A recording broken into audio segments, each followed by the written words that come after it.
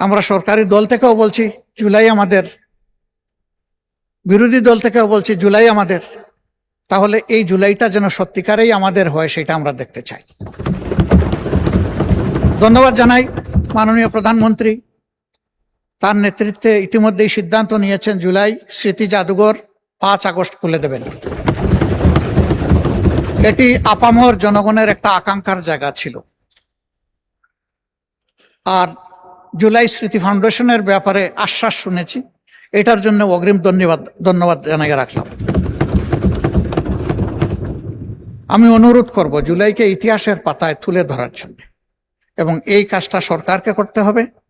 মাননীয় মন্ত্রী আছেন, তিনি এটাতে গুরুত্ব দিবেন।